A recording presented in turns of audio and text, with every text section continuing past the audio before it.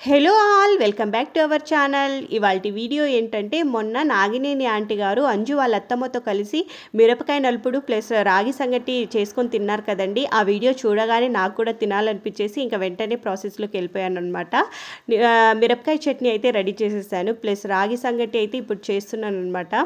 ఇంకా రాగి సంగటి అయితే నాకు ఎప్పుడు అలవాటే, చేస్తూ ఉంటాను. బట్ మిరపకాయ నలుపుడు అయితే ఎప్పుడూ చేయలేదు, ఫస్ట్ టైం చేసినాను. కానీ చాలా అంటే చాలా టేస్ట్ వచ్చేసింది.